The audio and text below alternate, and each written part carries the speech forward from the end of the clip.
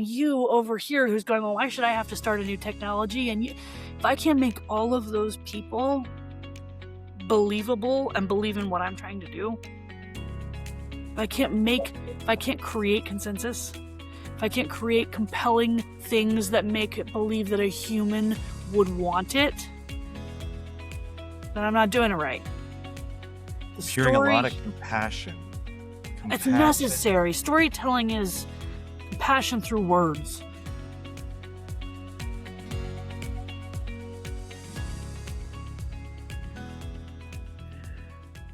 Hello and welcome to the arena where ye old Paul and ye old Ed welcome in Ye old Beth. Ye old Beth. I can't even say a newcomer.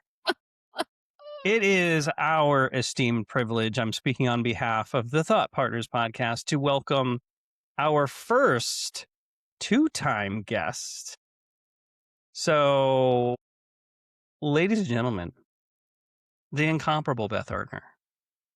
Ooh. Can I go with inimitable too? I like that word. Inimitable, incomparable. Beth Ardner, welcome back. Thank you. Our first two-time guest, our last guest of our second season.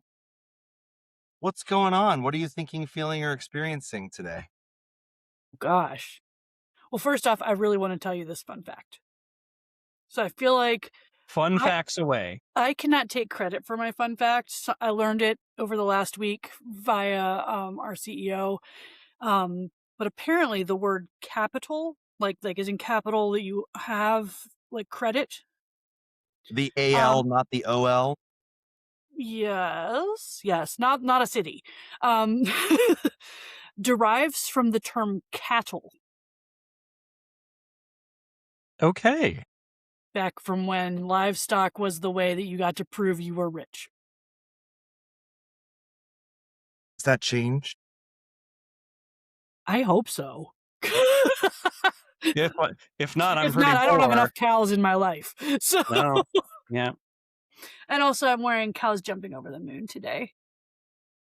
For listeners who are not watching on YouTube, we've got cows jumping over moon earrings going on today. On a black and white starfield.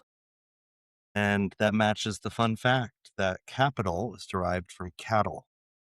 Yes. We've brought it back. You missed me. We did miss you. So, besides the fun facts, what's going on in the world of Beth? Oh, man. I mean, there's so many things. So, like, it's hard to nail down in short podcast-friendly form. So work continues apace as it does. Still working with a startup that I was working with last time. Very much enjoying that in the sense that it's a startup, so there's lots of opportunity and fun things to do, and also the sense that there's a startup, so that's a thing. It's a whole thing. So not only do you get to do the thing, you get to do all the things. You get to do all the whole things. thing. It's all the things. So I am never not, you know how like there's the thought process that you never get done with your to-do list? My to-do list grows exponentially. Wait, when you cross something off, it gets two more, and then yep. Well, it's a hydra, is what I'm hearing. Yes. There's always something to do. This week, I'm thinking about a $25 million grant opportunity RFP out. No, it's not a grant. I guess it's a grant, but it's not a grant. Out of the state of California, where they're looking for a statewide career passport. So that's a part of my thought process this week is how do I convince them to give us money, or at least us and a group of very cool experts money. So that's the thing I'm working on. I'm thinking about apprenticeships in Maryland right now. What else? Veterans. Thinking a lot about veterans and military affiliated people. thinking a lot about storytelling. You and me are chatting a lot about storytelling, Ed, so that's a thing. My like most random thing is I have been added to, so you may recall that I do a lot of communal collaborative writing in my free time. And that hobby has a set of awards associated with it. And I won one of those this year, which was very exciting. And in addition to that, I've been added to I've been nominated and accepted into the group of people who oversee that award to help manage it. So that's a thing that I'm doing in my copious free time, is awarding other collaborative writers. So I will point out something, Paul, that of the number of folks that we've had as guests for season 2, there are very few of them that have a bone bare calendar. I would point that out, that everyone we talk to has just tons of things going on. And I wonder if that is a consequence of life in 2026, which is where we are right now, or if the folks that we're talking to just like to be busy. So there's a topic we could start with. Or, because there are a lot of other options between either and or, maybe it's a little bit of both. And in 2026, do we really want to date the podcast? We don't know when someone's listening to it. It's done. So in the future, in today's world, I think that what I heard from Beth, there was work in there, but it was a wide scope of things that were not just work focused. I heard you talk about, convincing somebody to give you $25 million. I don't know if I'm going to succeed at that, but I'm trying. Apprenticeships, veterans. I am super curious to learn about communal collaborative writing, and there are awards for that. I'm fascinated. And all of that is really storytelling, right? I mean, even getting somebody to give you $25 million. You have to be the best storyteller in the pool. Yeah, absolutely. You need to tell a convincing story. Oh man, all of these things have some element of storytelling to them. Even like the most basic talking to your healthcare provider scenario, like you have to tell a story of why you're here and what things have been going on in your life. Like there's storytelling literally in every single component of my life, and I think of most people's lives. I would also argue that most people don't call it that. So like nowhere in my nowhere in the California RFP does it specifically state to tell them a story. In fact, they might deliberately veer away from that language for fear of appearing to ask for fiction.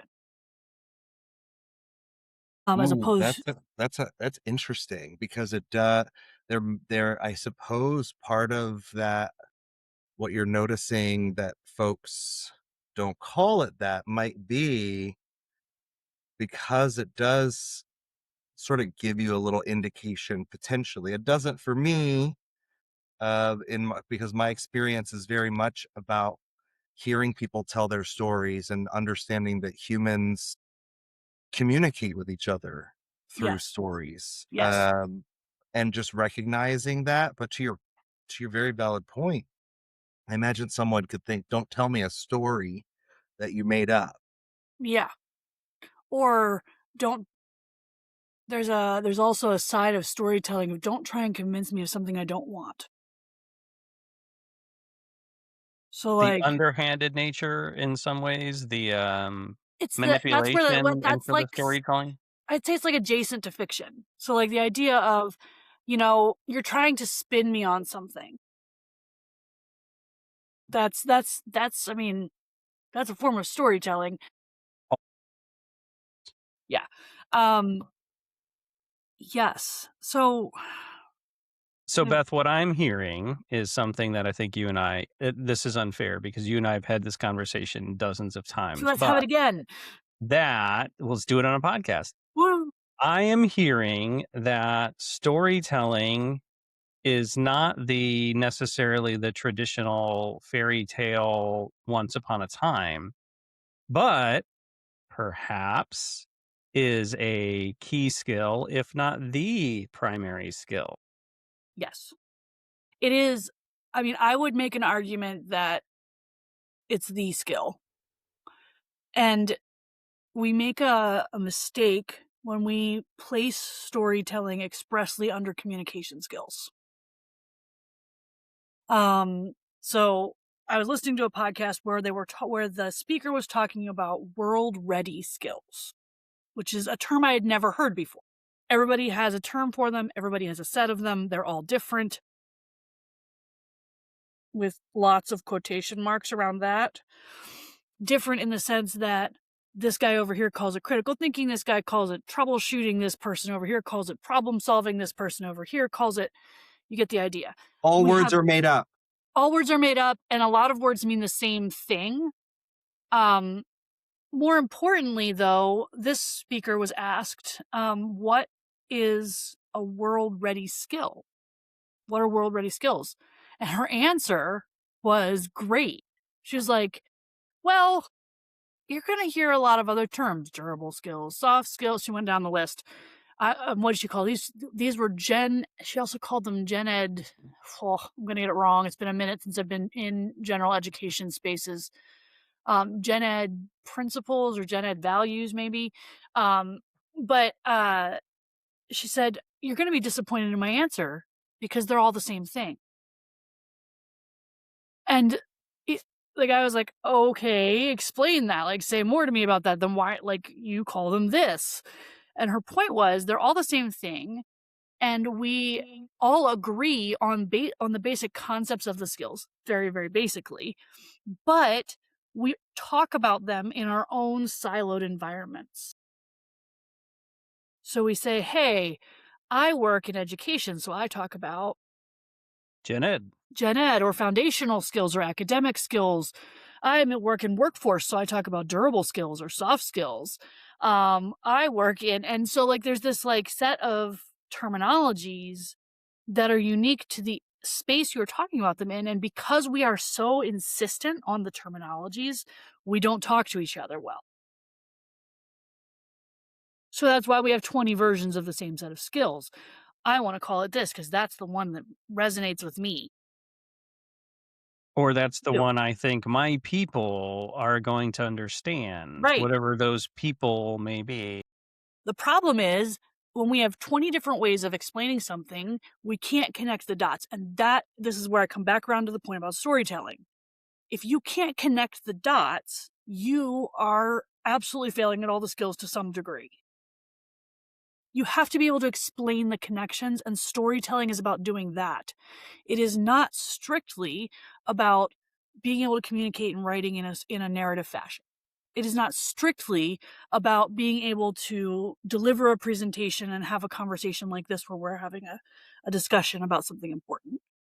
It is not the conventions of literary pieces, which Ed and I have talked extensively about for outside of this, where those conventions actually apply to things like sales or healthcare providers or legal situations.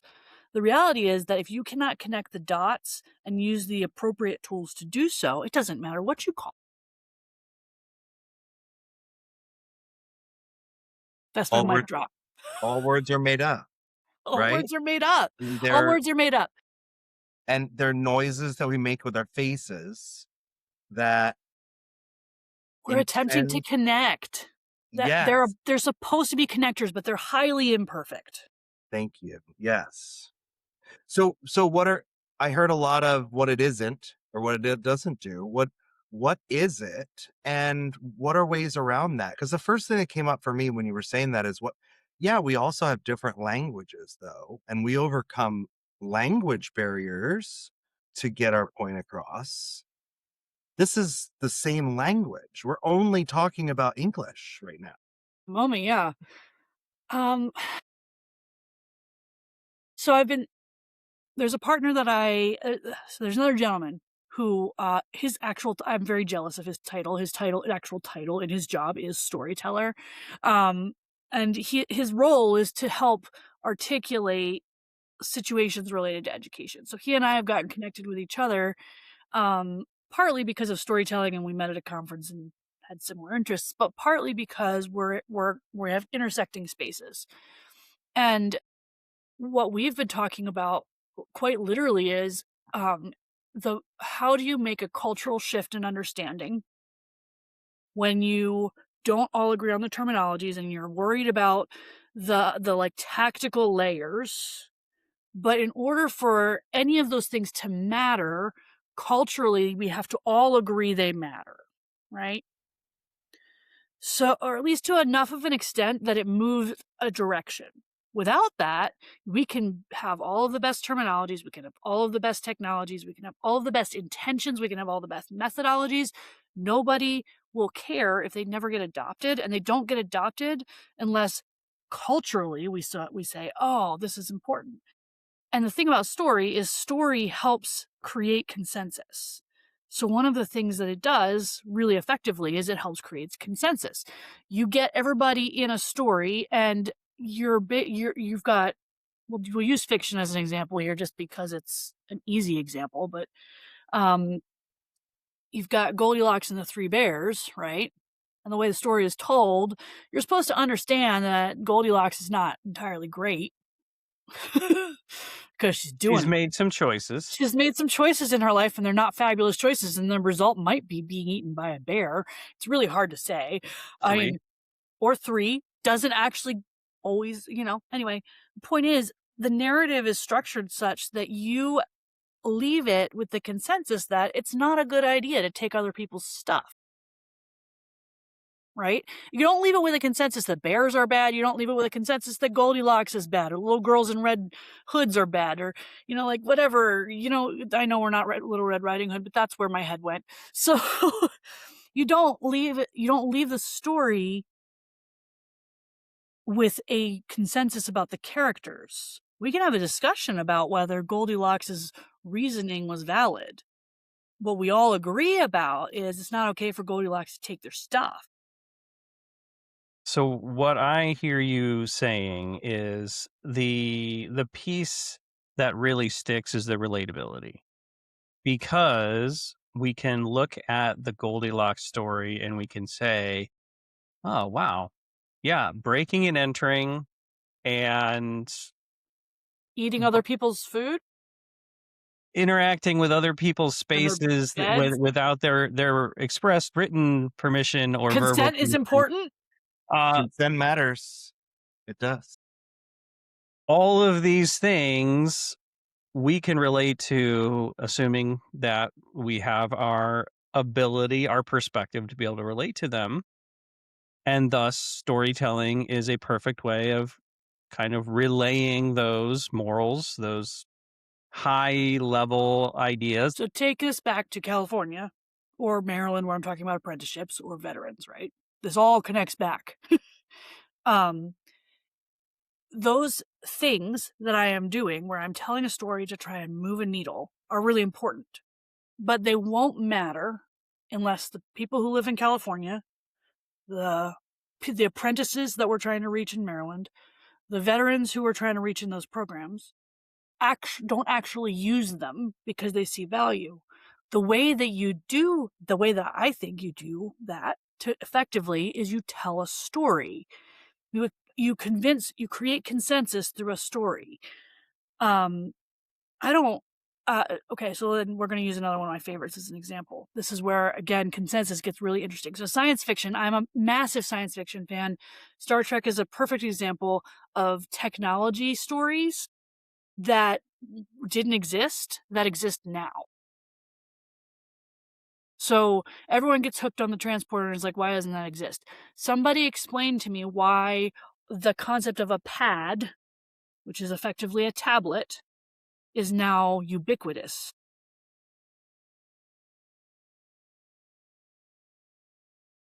Or how about the flip phone communicators that were in the original series? Love this. This is a cell phone. It's a cell phone. like these are the same things. There is in the ether somewhere uh, recorded interviews of NASA interviewing Arthur C. Clarke about the future of space travel publicly. So like these stories shaped technological movements that now we don't think about as anything other than standard living.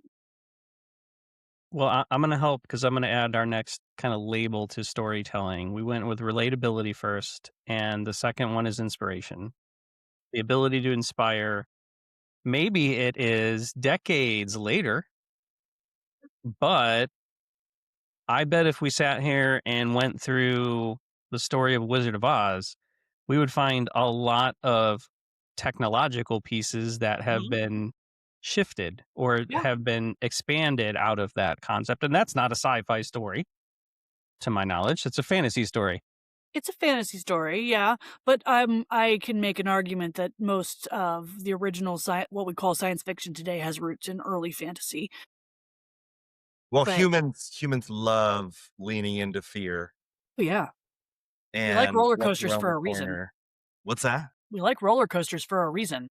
That's true. I think I hear you saying that storytelling, well, I did hear you say that it's about understanding, and in particular, understanding in context, and then coming to an agreement, which I think you called consensus. Consensus building, yeah. I'll I'll poke a little bit on that Please. because I'm curious about. We started with connection though, because I said all words are made up. Like the point is for us to connect with each other, for me to be able to communicate to you what I'm experiencing from this meat suit or in this whatever this is that we're doing. And you communicating with me. And to your point about the consensus, I would say that storytelling can work in the way that you're talking about with sci-fi, but it can also work where now when I go back and I watch old films or even TV show episodes that don't hold up anymore because the consensus has shifted on what our agreements are, on Yeah. how we treat each Social norms. other. What's that? Social norms. Yes, social norms. And so I think that's all part of the storytelling journey as well. And even when you dive deeper into that, some of the stories that were being told in those times that do hold up, you can see subversive attempts in the story to connect in a different way with audiences regarding representation in stories. The difference between timeless and of a time, Paul, is what I think Mm, you're getting to. Well, so history is the ultimate perpetrator of that exact kind of thing. So let's take again a very basic example. We now have the holiday of Juneteenth in the United States, right? I didn't know what that was. I didn't know the history of that until I was an adult. That means it wasn't taught it. It wasn't in any of the books that I would have read. It wasn't presented to me. Now, we can get deep into the reasons why history is written the way it's written. The very flippant history is written by the victors is problematic on a number of levels. Because sure it is, but that doesn't mean the victors deserve to be writing the histories. So like the librarian in me gets angsty.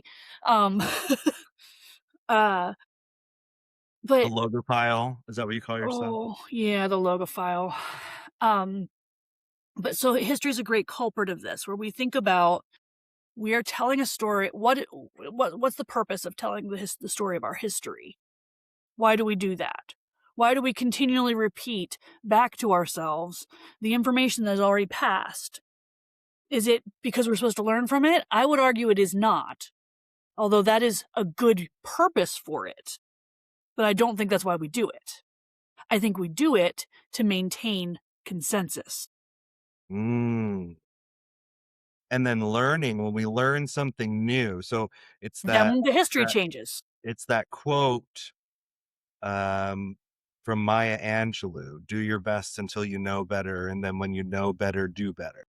Well, it's compelling. It's a compelling idea, and that's a thorny question in today's world, It is. about good versus bad, black and white, evil versus. Yeah.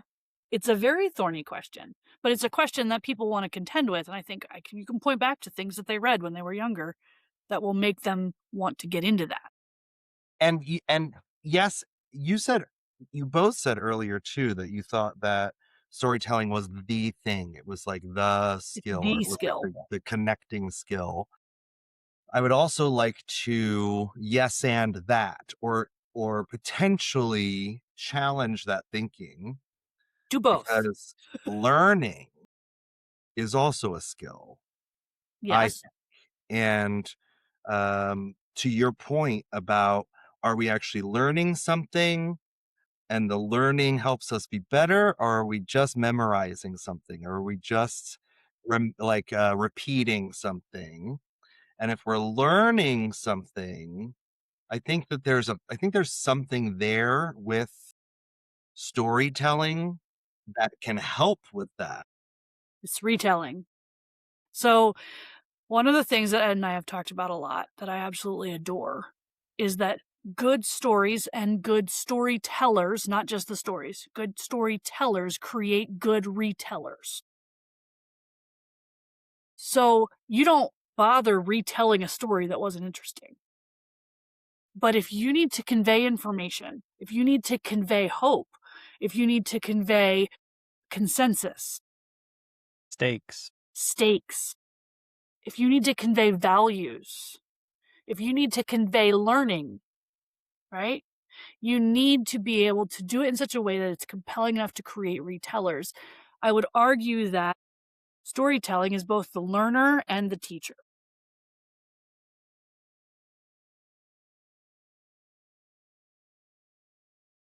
You made me think of John C. Maxwell. I'm a Maxwell certified leadership team member, and I think that he is a good example of an amazing storyteller who sets up the leadership team across the world with really great retellings. Well, think about it too from a slightly different angle. We have the leadership angle, we have the education angle, but look at how many times our great stories, I will put that in quotation marks, but I'll use the term great stories, have been made into movies, and those movies have been remade, and those movies that were remakes were remade. It Disney's goes back, constant choice to make all of the animated stuff into live action stuff right now. which is it just plays right into the retelling principle. Like the folks that are engaging with some of the live action versions of animated classics, for instance, those are new stories a lot of times to an entire generation. Those folks are going to grow up and 50 years from now potentially have nostalgia connected to the live action versus their parents, grandparents who were connected to the animated version. But they're still connected to the heart of the story Mhm. that's just wrapped in a different pack. Well, and in addition to that, there is retelling. That level of like generational retelling also appeals to the generation for which the original existed. So how much is Disney making off of the generation that existed when the first Little Mermaid came out?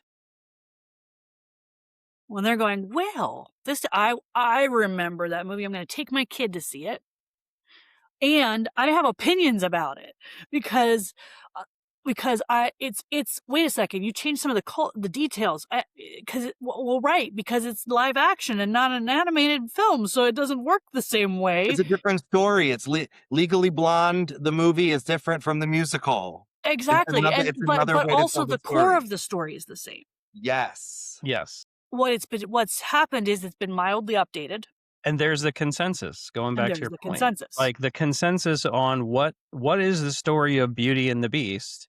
It is A plus B plus C plus D. This is the thread, this is the through line, and you can see it in the stage show. You can see it in the animated. You can see it in the live version. You can see it in the text if you go back. Sure. Mean Girls did it too. A movie and then a stage musical and then a movie musical, all different different ways to tell that same story. Oh, yeah. I would even okay, so, like, we're seeing the retelling of the same story, but those are still the same story, right? Let's go out a lens, right? Click it, click up. Click up a level. Okay, so and I'm not gonna have the best example of this, because it's not immediately coming to mind, but I think this does hold true. Um, we have story archetypes, right? And those archetypes, the good versus evil, where good wins. The gray hero, the gray moral hero. The oh gosh, if you get into the romance realm of things, you'll have enemies to lovers and all of those kinds of things that are like all but scripted out, right? We see over and over and over again those stories repeated in multiple forms with different characters, different players, different settings, different everything, but the through line is the same. Boy meets girl, right? Uh, The what? story satisfaction, the Yes. satisfaction of the story itself is what drives the story. It's also the reason things like the Bechdel test exist. So, like, because we can tell boy meets girl over and over and over and over and over again. If we never tell that story without actually hearing from girl, Yes. what are we Explain for doing? listeners who don't know the Bechdel tests. What Right. So the Bechdel test is a way to tell if a story has an actual developed female character. So when I say developed female character, what I mean is that the character is there for in their own right. If the character, I'm going to do my best to remember it off the top of my head, but I might have to look up specifics. I remember at this point, if the woman has a conversation with another woman in the movie or in the book or in the whatever, that does not have to do with the male lead character. So that's a key element of the Bechdel test. Now there's a secondary test, and I don't know, there's like 3 of these now that exist. The Bechdel test is probably the most well known. There's a secondary test that basically says the female character also cannot be there only for the purpose of supporting the male character's advancement. Yes, that was very good off the top of your head while I looked it up while you were talking. Did I get it close? That was excellent. So the Bechdel test is a measure of the representation of women in film and other fiction. It asks whether a work features at least 2 women who have a conversation about something other than a man. And some versions also require that those 2 women have names. But I once saw a funny, I guess it was a TikTok or something, where they said all of Lord of the Rings scenes that had only women, and it lasted like 30 seconds, 5 seconds. But I want this is so interesting to me because, first of all, one thing that came up for me while I was listening to the 2 of you was, this is why AI can write scripts and stories, because of your whole idea of archetypes and Yeah.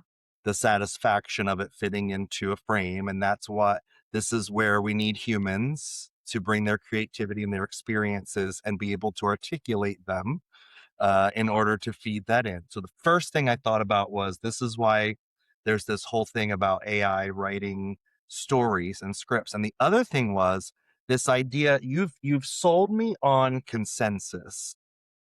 And I see it, I feel it, I experience it. And I'm really curious, how does that work when you write collaboratively with other people.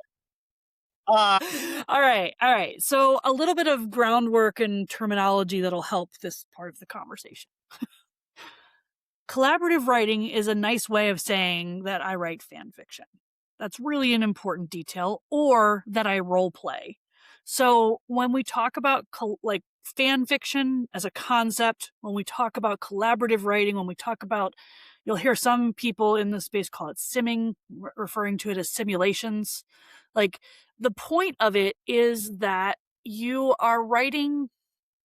I'm going to differentiate the type of collaborative writing that I do from like two authors who want to write a story together that's new. Because that, while it is collaborative, is not what I'm referring to. Well, more so like crowdsourced storytelling. Yeah, so like the story that I spend the most time writing has 15 authors right now, independent authors, and between the group of us, we all probably mutually control somewhere between 30 and 40 characters. The way that, yeah, so so the way that works is that you are only allowed, and there's some pretty clear rules in these communities, you're only allowed to control your own character. Which means that I can write what my character's doing. I can write an interaction. I cannot write a reaction. Unless it's my character that I'm writing the reaction to. So like if I'm talking to myself effectively. But what happens then is you get this very organic, engaged story where you are not actually sure. It's very like, you guys remember Choose Your Own Adventure books? I love those books. Yes. And that's This how is I think like about micro Choose Your Own Adventure at an adult scale. that's how I do my proposals for my business, for my company, where when I write a proposal, it's a story of here's 3 different ways it can go. Choose your own adventure. So what's great about collaborative storytelling, and it's funny even because as you say this, I am now coming up with like a conference proposal in my own head. So this community has 4 conferences a year, like this of this hobby, and they all get together to talk about the hobby and they present. So the way we build consensus is we write basically a choose your own adventure plot. And what happens is so this is the same way you would create a you'd be a dungeon master for Dungeons and Dragons. You would have a concept, and then the characters get to make their own choices within the concept. And It's there's an improv. consequences. It's an improv. It's a improv. very long form improv. Very long form improv and very literary improv. I mean, we spend time thinking about how do I describe the way a smile looks. Like, you don't usually do that in Dungeons and Dragons. And sometimes you have to make up words. No, man, do we ever? Do we ever? And sometimes you have to look up other people's made up words, which is really great. I love this.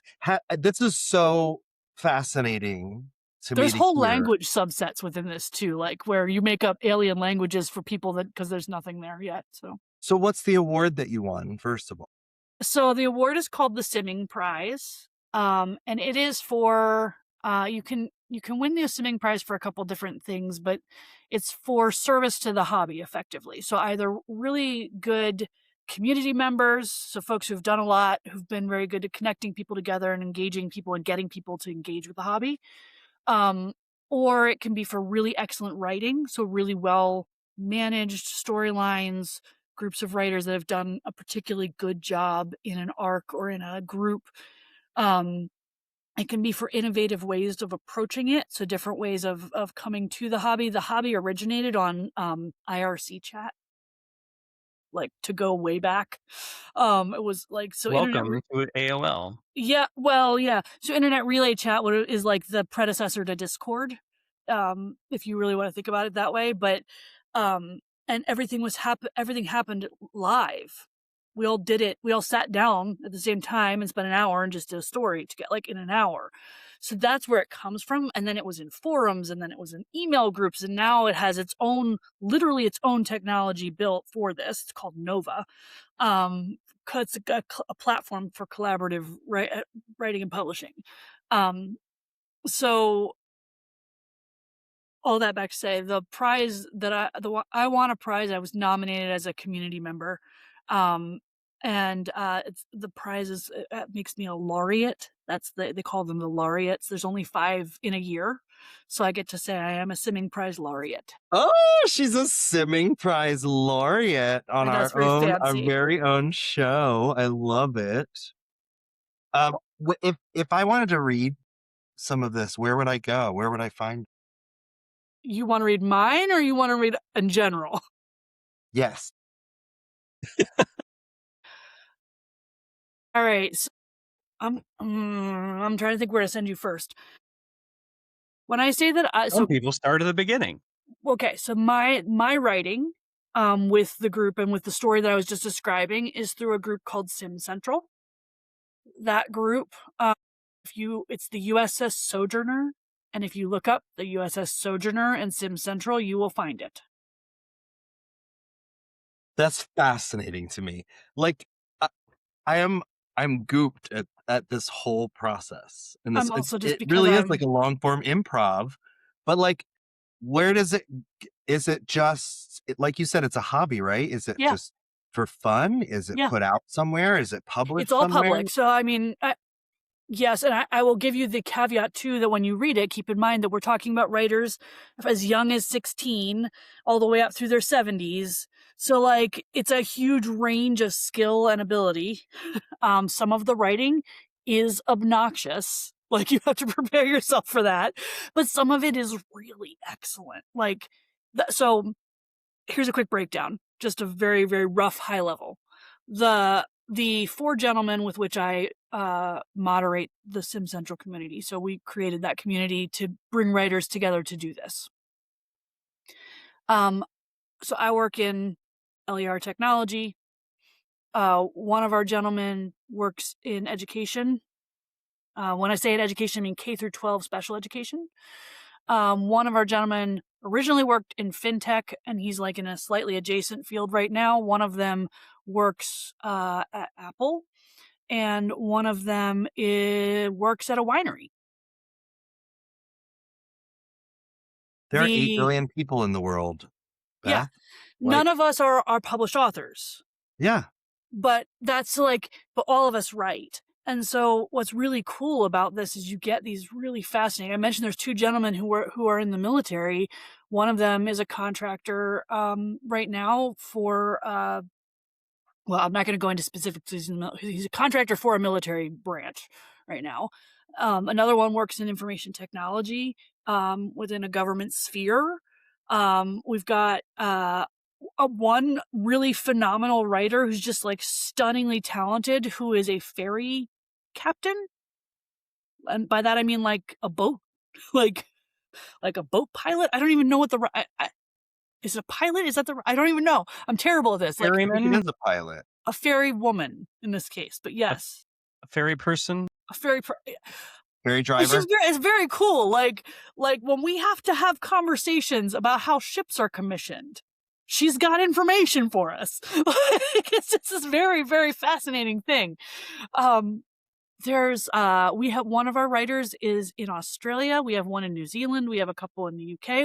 One of our writers is a police officer in the UK. So like, it's just this very fascinating, really interesting way to bring people together.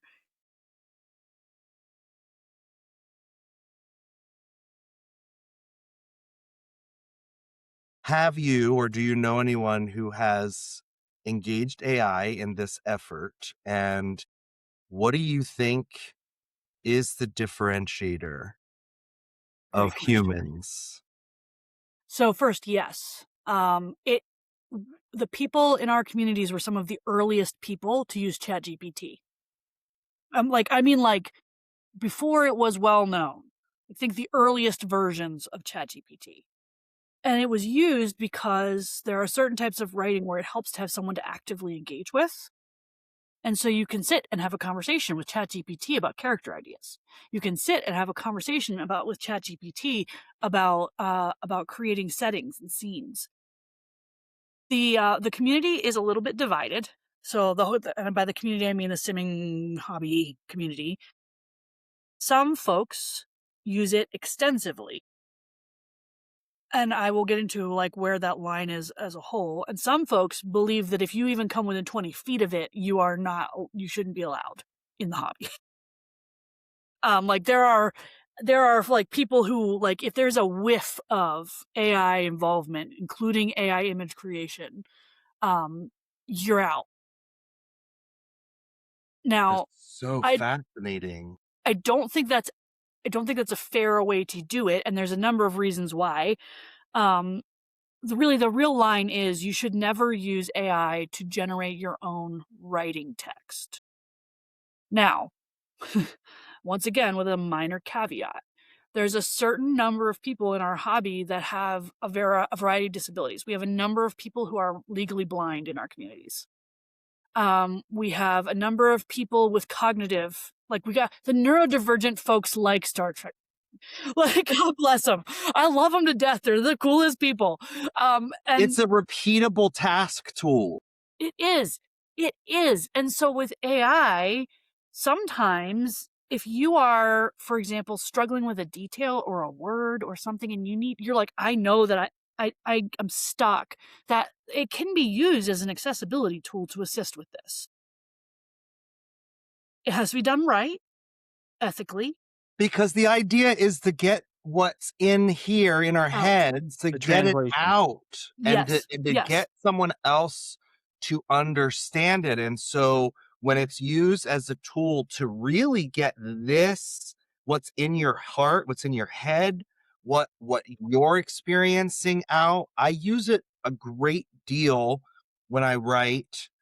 Right now, most of my writing I do for academic purposes because I'm in a doctorate program, right? So I do a lot of writing. And here's the thing. Sure, I could, and actually in one of my courses recently, one of the things that we had to do for the paper was to say, what did the AI say when you typed in this prompt, to see what came out of it? And then we had to go further and actually do the research, right? To really like speak, like we had to communicate. And so noticing that, sure, yeah, you could have it spin out and guess, but if I'm trying to articulate what's going on inside of me, it is a very helpful tool. Well, we do almost all of our, I mean, I say we, now I'm going to limit to the game that I'm on.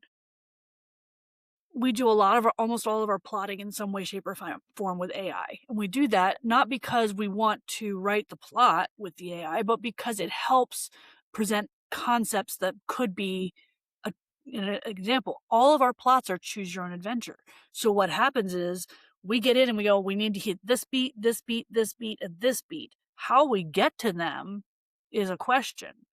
And so you have to keep with it to make sure none of the writers take you so far off track that you can't get to the next beat, because they're creating and and so a lot of times it's going back to AI and going, hey,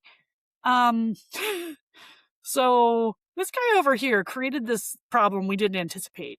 And we need to get here. What are some ways we can engage with that to help so that we don't limit the creativity, but to enable this plot point to still happen in some way, shape, or form.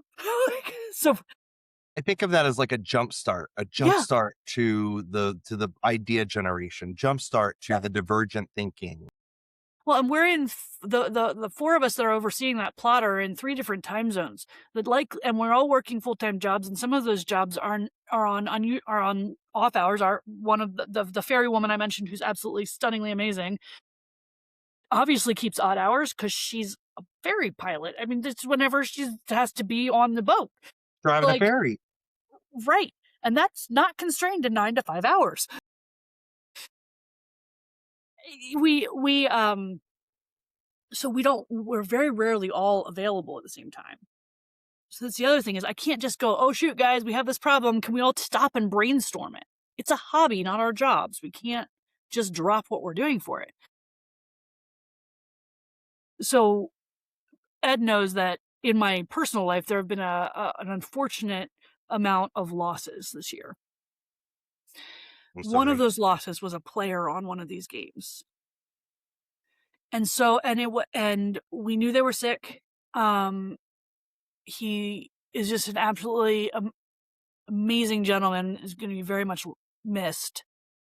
But what's amazing about it is in our discussions with him, leading up to his passing, and in our discussions as a moderation team about how to address his character well, because we want this is his creation. It's him.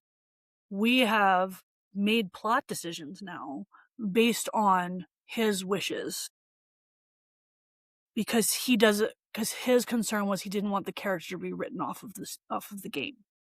So it's gone to another writer who has agreed to honor the origination of the character, engage with that character, write that character. It's the things you can do in these types of environments are so cool and so human. So back to your question about the differentiation. There's no AI that can handle that the way it needs to be handled.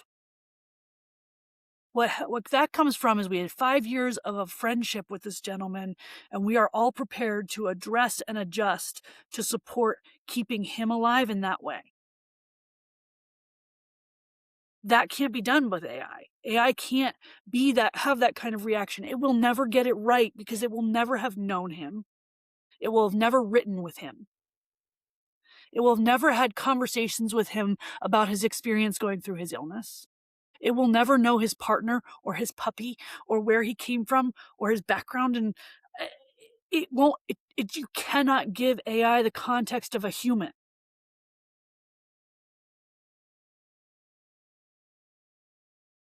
You can give it 5 years of context and check for consistency, to check for review, to summarize, to check for logic. Everyone is terrified that AI is going to be able to do what they can do better, and that, frankly, is just bogus. They can do the things you shouldn't have to do better. That's the key. It's that you, as a human, are much more valuable when I take you out of the repeatable tasks. The scanning a spreadsheet for a piece of information. Going back to Paul's improv Yes. area. Yes. And I'm literally, as we are talking, I'm tracking down something because I sat in a very, very cool conversation a year ago, and this tells you how much it stuck with me. A year ago, in that When you finish that, I have yes, go a ahead. challenge question Yeah, bring it. for you that I think is going to drive this conversation in a wholly different direction, but important because it ties back. Please do. So, all of this conversation, the bulk of this conversation today has been on this world building, this adventure that you are award-winning, an award-winning member of. Laureate, if you will. Oh, laureate. Yes. So what I'm going to ask you, and what I want you to think about is, what of this experience, what are the elements, what are the things that you are going to let's maybe take from this experience, and what can you pour into your grant proposal or your working with the veterans, working with the intern group? What is it that is more than a hobby? It's something ingrained, it's something tangible that's going to propel you to your best self. So the thing that is compelling about the kind of writing that we're doing is that you relate to the characters in a way that I think is what keeps you coming back. We don't tend to. I mean, almost nobody is writing a duplicate of themselves. So we'll start with that. But every character you write has a little piece of something of you in it. But what's interesting and the way that I seek out which other writers I want to write with and things like that has to do with the connection to the character itself. And I think when you talk about things like the conversations going on in California, when you talk about veterans, when we talk about apprenticeships, when we talk about so many different populations that we're trying to support through our job or through my job, and honestly through so many jobs, um, it's about telling a compelling human story about making them not just a person who has this unbelievable skill set and is going to be the hero in their narrative, but about that also being the person who might have had trouble getting out of bed because they're depressed because their bills are too high. Making it a narrative where you can imagine them sitting in their car and thinking about how they are going to make dinner that evening. We're talking about a narrative where the people are the most important part. An apprentice is a title, not a person. A veteran is a title, not the whole person. A citizen in the state of California, that's a title. That at the end of the day, those people have to get up out of their beds and do things. And there's if I can't tell the story in a way that says, you, California person who is going to get up and go to work on a 9 to 5 and go home and make dinner and go to bed, and you over here who's got 3 kids and you're going to have to deal with this, and you over here who's going, well, why should I have to start a new technology? And if I can't make all of those people believable and believe in what I'm trying to do, if I can't create consensus, if I can't create compelling things that make it believe that a human would want it, then I'm not doing it right. Story, it's necessary. Storytelling is passion through words. I mean,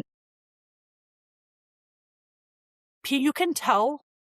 So one of the things I've learned in the collaborative writing community, you can tell how much a person is compassionate and how much they are empathetic by their ability to do this hobby well.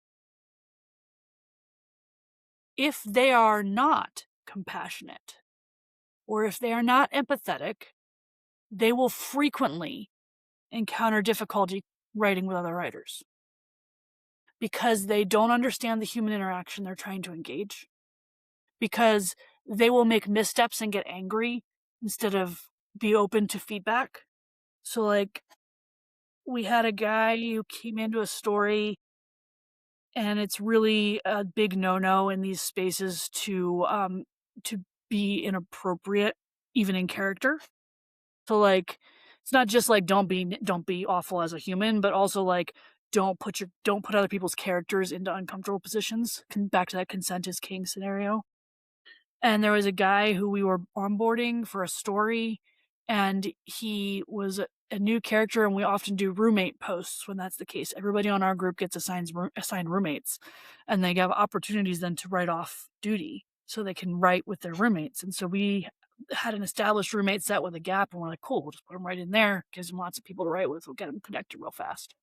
First thing he did was choose to hit on the female character in the story. And so we went, okay, well, that's a little icky, but don't know the guy, new character. Maybe there's something here. Maybe he's trying to because you think characters are not always nice people. Like they're like, so we're like, we'll He's a just play bad guy, but that doesn't make him bad guy. right. So the other people in the story reacted accordingly. Their friend was being made uncomfortable, and so they said, "Don't do that." And they got in that guy's space and was like, you can't act that way.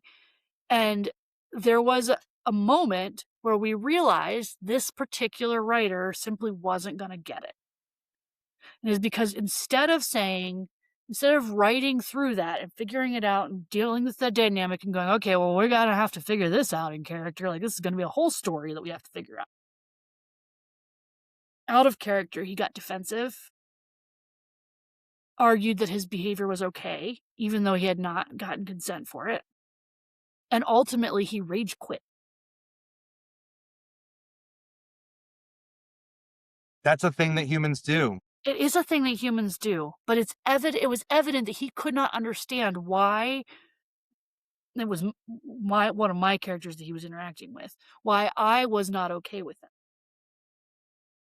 That's That's a relatable. That's lack of why compassion. It's a lack of choose the empathy. bear.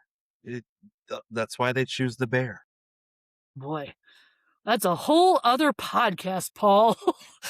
But yes, there's a little bit of why you choose the bear. But so literally, the guy wasn't being inappropriate out of character, but he couldn't grasp the idea that another character might not go along with what he wanted. It just, Depends on the and that, context, I think. I think it depends on the context, and I think that it's a really interesting example and study in relatability and relationship, and those agreements, those the consensus cultural consensus of these things. that we come to. Yeah. It's a good illumination of that.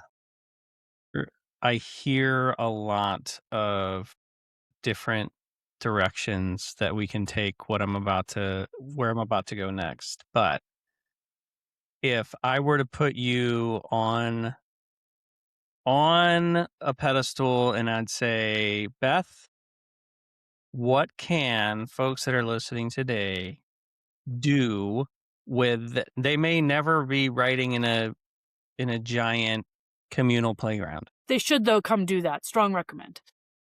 But how can those people who may never write Star Trek fan fiction, how can they write their way out of problems? Because that's what I've heard you say for the last 5 or 10 minutes, is how challenging yet fulfilling it is to write your way out of a problem.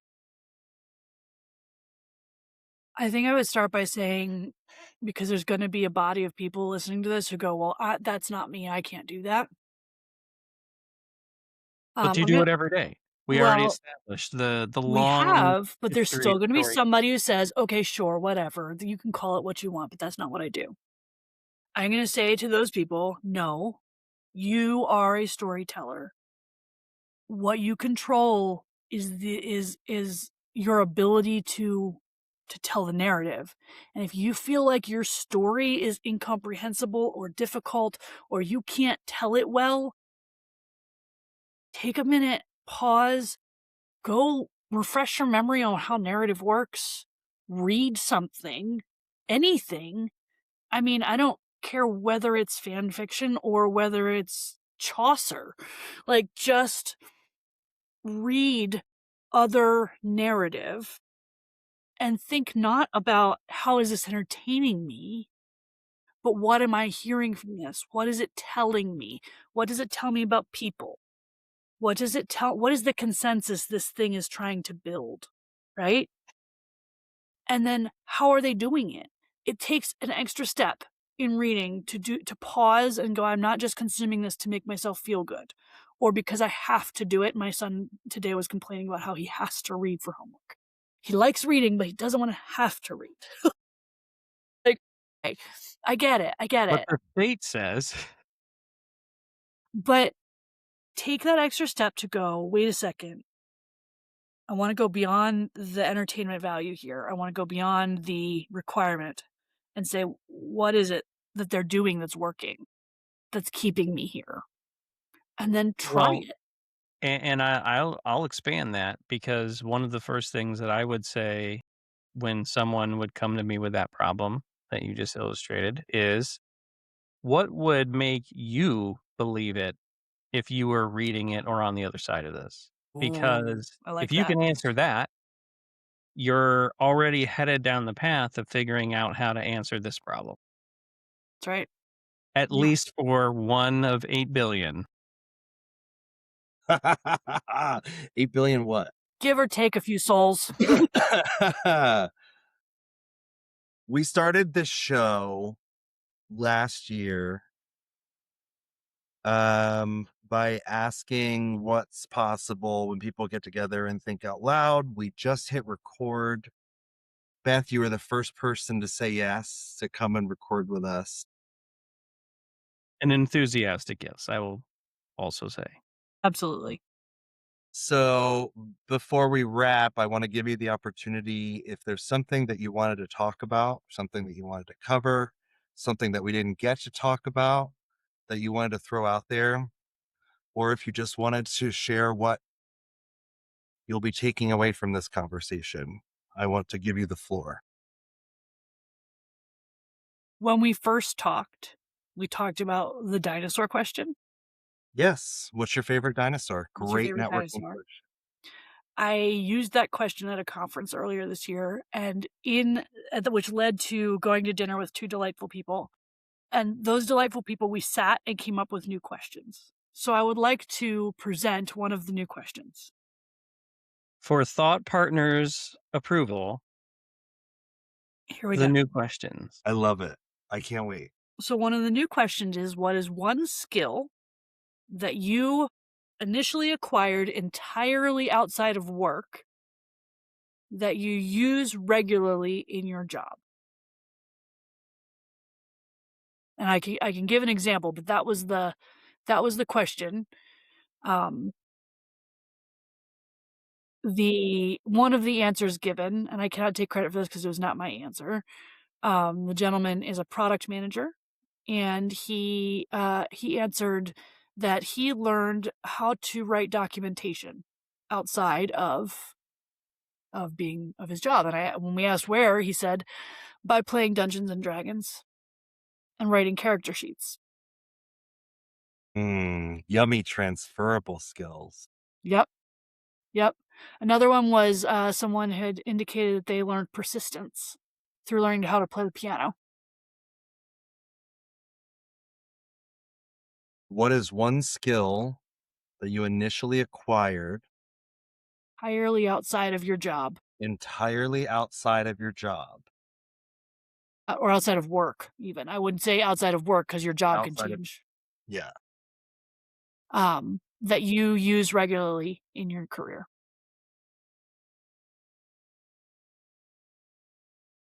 great question. And I appreciate it. And I will use it as I did the dinosaur question and stopped people in their tracks. I remember you talking about that. Yes. Yes. I think about that, and I feel like it's particularly appropriate considering that we were talking about the storytelling group today, because I started doing this as a hobby when I was in high school. So the skills that I've developed from this hobby absolutely started outside of work. And empathy is one of them.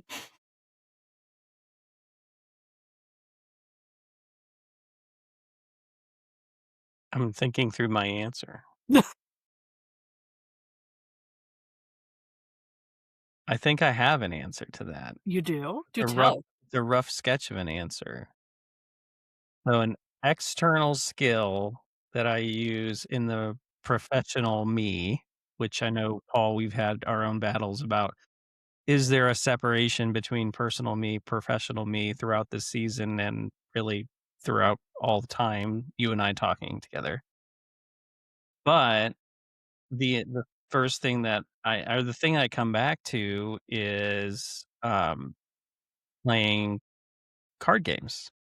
Okay. So, when I was in middle school or high school, I picked up Magic: The Gathering and played that at a semi-competitive, more than competent level for many years. But what the thing that I see from that I do see applied to work and both like executive spaces, L&D spaces, interacting with people is not focusing too much on the problem on the board that's in front of you, but focusing on how you win the game despite that problem. Oh, I like that. Because you can easily get lost in trying to deal with what's going on in front of you on the board and not realize that you have the card that wins in your hand. And Oh, you're so focused on making sure someone else doesn't win that you don't see that you have the win right in front of you. we could also get around to the part about whether the focus is on getting to the win versus not stopping someone else from winning. Like yeah, I mean that's a whole other piece of that. There's Yeah. my initial That's a good answer one. based off your question. That was a little more than an outline, but well done. I think the answer that first came up for me was improv. I come many years ago from a theater background. I have a BA in theater, and spent some time working in theater, and one of my gigs that I was actually paid for in the theater world was an improv troupe. Nice. And those skills, once I recognize the transferability, once I made the connection, once I did that neuro pathway build and understood yes and in a different context, it unlocked a lot of things. So that would have been That's my awesome. I love that. So yeah, that's the thing I would like to add. A follow up on the questions from last time. well, thank you. It's so awesome to see you again, to talk to you. Thank you, thank you, thank you for joining us on our podcast again. And to our listeners, I ask you to please remember to take care of yourselves and each other. And Yes. same to you, Beth. Be well. Likewise. And you Likewise. too, Ed. I like you. And every-